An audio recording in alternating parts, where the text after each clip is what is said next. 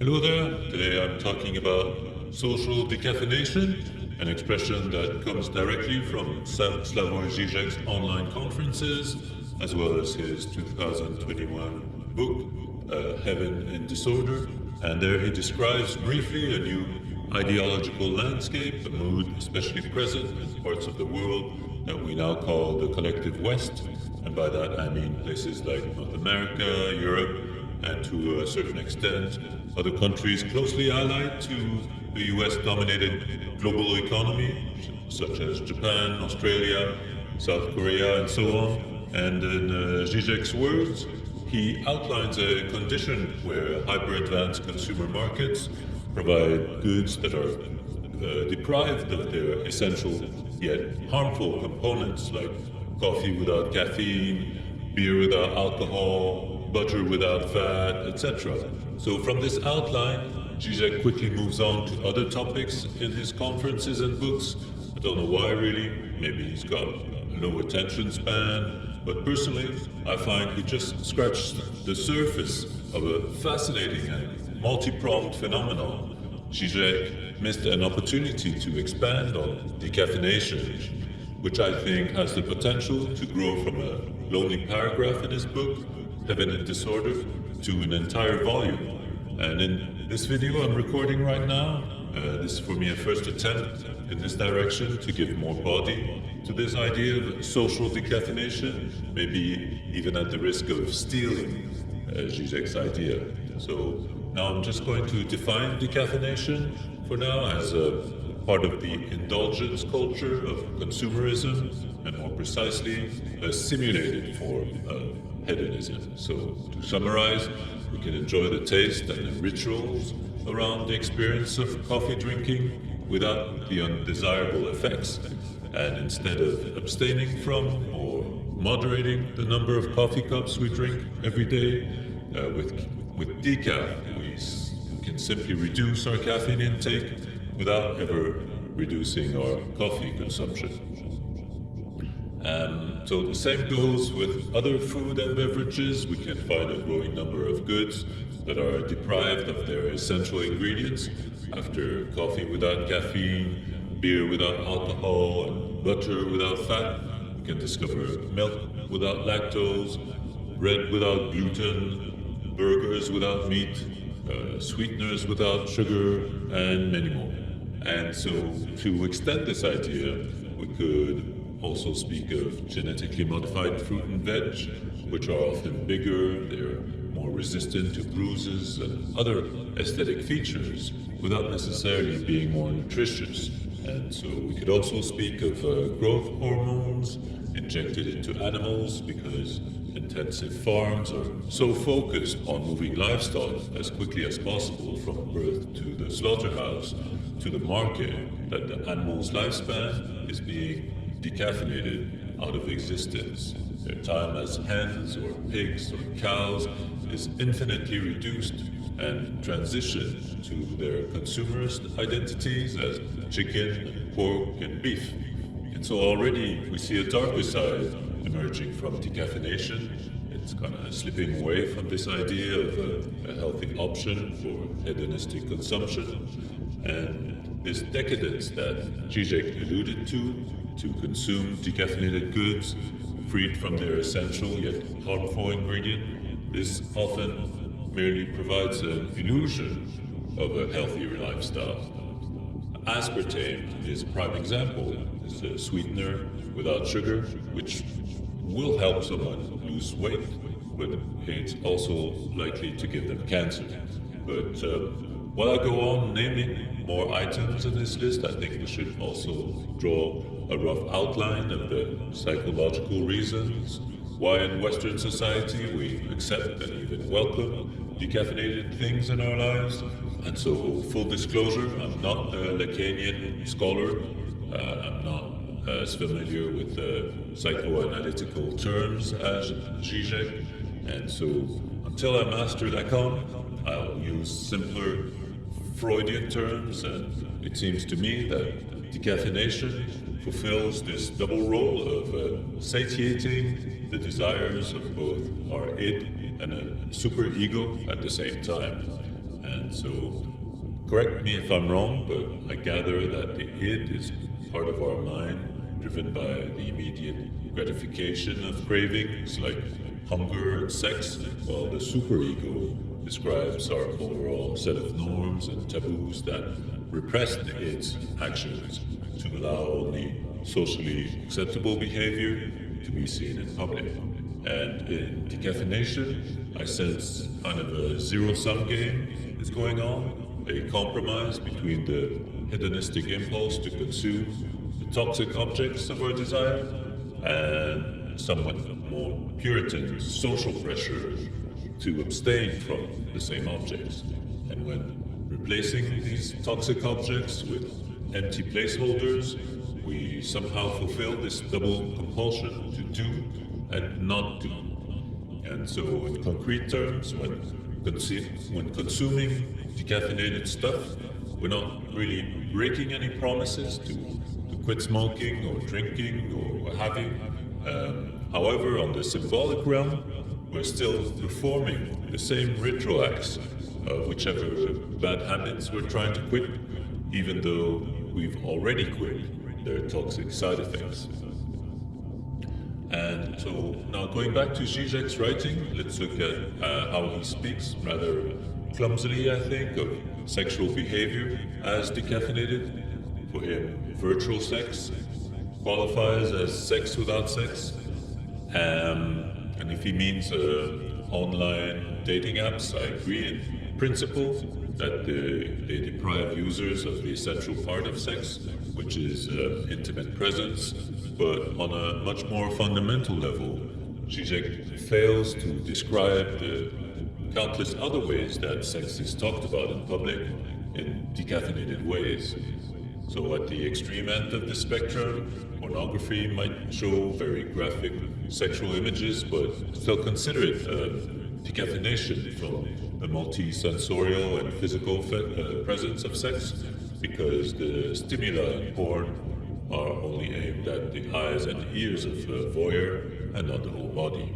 And so Žižek also missed the opportunity to describe casual sex and contraception as decaffeinated. In other words, casual sex could be described as sex without love and contraception as sex without babies. And so in more simple terms, I think casual sex, extramarital sex, as well as contraception, they're providing this decaffeinated pleasure to individuals without the strings attached of social ritual, commitments, or even offspring. And so in this sense, I find myself disagreeing with Žižek when he describes decaffeination as secular hedonism. This stops him from dialectically inverting this perspective to a decaffeinated spirituality and see the obvious correlation, the correlations between religion and even technology, for example. And this is especially true with the technology's latest innovations. Artificial intelligence feels like the most decaffeinated of all technologies. If you listen to the advocates of AI, they let us believe that their platforms create original texts and images out of thin air without any human assistance, and as a result, AIs will soon steal the jobs of human writers and artists. But what's understated is that AIs are already stealing the labor of writers and artists by tapping into massive databases that copy, combine, and transform their existing works. And then cloud technology also closely parallels the decaffeinated religion, since it's often idealized as digital systems without hardware. Like the Holy Spirit without a body, the ethereal iconography of cloud technology submits that digital files and online communications, they operate in an immaterial world without any material substrate, without consuming any electricity, and without harming the environment. But in fact, the enormity of mind elements needed for computer use and the web of connections for components like plastics and rare earths This unveils the cloud and its peripheral devices as among the least immaterial and most polluting sectors. And the same goes with cars without petrol. Electric vehicles fall in the same decaffeinated category when claiming to reduce harmful gas emissions that combustion engines produce, and they claim to free our driving pleasure from the inconvenience of pollution. So, at first glance, the freedom of movement that cars offer, this freedom is becoming non-toxic thanks to electric vehicles. But in fact, this decaffeination of EVs is recaffeinated elsewhere. While reducing air pollution, they increase ground pollution via the production of batteries, which cause as much, maybe more, environmental damage when mining for lithium, cobalt, nickel, and other materials. And so now let's move on to the military complex. Decaffeination also here seems unavoidable when talking about war without casualties, like President Bush did during the 2003 war against Iraq, and now with the current decaffeinated war in Ukraine against Russia. The fighting continues on behalf of US interests while destroying Ukrainian lives instead of American ones. So from food to sex, technology and war, I now turn to the topic of decaffeinated state leaders, Western politicians. They also operate behind this decaffeinated facade as public figures without much power. They may pledge allegiance to left or right-wing ideologies, but again, this bears little to no difference to their government policies. Election candidates no longer appear to win according to voting numbers, but according to which candidate receives the highest campaign donations. And as a result, this decaffeinated form of electoral democracy doesn't give us much freedom of choice anymore.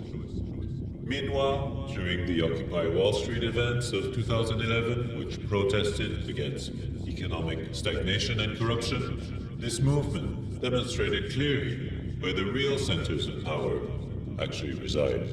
When Occupy staged their encampment, they did it not in front of the White House, the head of the US government, but on Wall Street, where all the big banks and the New York Stock Exchange are headquartered. By protesting there, Occupy Wall Street this way pinpointed the true source of today's global power in oligarchic money. And in the corporate world, Naomi Klein's book, No Logo, already in 1999, it pinpointed to the business model of decaffeinated companies without factories like Nike, and so how they focus more on advertising than on production. They employ just a handful of permanent staff in charge of branding, and they outsource all their manufacturing to sweatshops in the global south. And so, at this point in the video, we're looking at bigger and bigger pictures of social decaffeination, and in our globally decaffeinated economy, we find that America has become the richest country by taking on the most debt. And having said that, it's no coincidence that the United States' GDP is predominantly based on the speculative sectors of finance, insurance, and real estate, which are not producing or selling new physical goods, but they're gambling on the changing value of existing goods. For example, during the 2008 crash, the housing bubble collapsed, but only in a symbolic way. None of the houses were destroyed, only their monetary value. So in other words, this decaffeinated version of capitalism is making and breaking markets without making or breaking any real stuff. And so to pursue this economic decaffeination to its logical conclusion, we should speak of fiat money, which is a currency detached from any material collateral. And again, this is the case for the US dollar, which has been the world's reserve currency since 1944, but in 73 it decoupled from the gold standard and was no longer pegged to a constant value of $35 per ounce of gold. And unsurprisingly, since this switch to fiat currency, Western economies became much more volatile and subject to more inflation crises.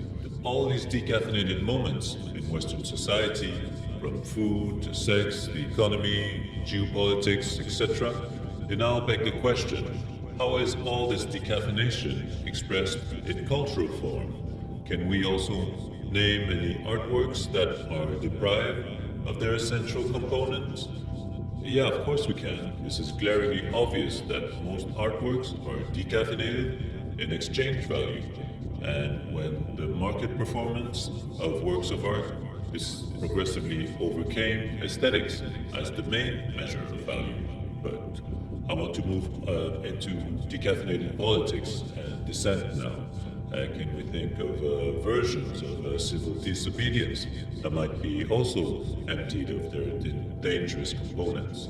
And to answer this question, I'll just go back quickly to the cultural forms that we just talked about and argue that artworks containing a political message might never reach an audience because art galleries and similar institutions are acting as gatekeepers. And on a similar level, the dissemination of grievances articulated by protest, this dissemination often depends on the willingness of social media and other platforms to broadcast their message, which isn't always guaranteed. And likewise, if protesters organize in very narrow enclaves, they risk diluting their power to reach a critical mass of viewers. And so you might see civil rights protesters over here, LGBT freedom marches over there, abortion rights, housing, free education, and healthcare rallies here and there and elsewhere. But under those conditions of dissent without union, when everyone is protesting against a precarious life without uniting under a common class consciousness, this is unlikely to lead to systemic change. And so, to bring back Žižek in this conversation, I want to talk about his 1989 book entitled The Sublime Object of Ideology, because he summons here a great point on the topic of social control. Without even calling it decaffeinated, he spoke of recorded laughter, which we often hear in TV sitcoms when someone tells a joke and a recorded laugh is played. And as Žižek argues, a transference occurs when the TV is laughing for us and we ourselves don't even need to laugh anymore. But if comedy evolves without our own laughter, the audience's ability to react to stimuli is taken out of the equation. And if every story of tragedy, anger, sadness, and other emotions, if we are passively told when and how to react, then I think we're living a decaffeinated life, a life without any agency over our emotions. And ultimately, I believe this is why we're watching so many films, listening to so much music, reading so many books and other cultural works about revolutions, because when we're bombarded with representations of uprising, the result is like recorded laughter. Our desire for change has been satiated without being substantiated. The decaffeinated revolution is being televised in order to stop the real one from materializing. The satisfaction of watching rebels in Star Wars defeat the Galactic Empire is canceling our own urge to defeat our own hegemonic empire. And I find this is emblematic of today's latest forms of social control. As with beer without alcohol, my intuition is that today's cultural representations operate without any real-life repercussion, because these are not agents for change, but quite the opposite. And I will end it there. I hope this video was insightful for you. If so, please like and subscribe, and see you next time.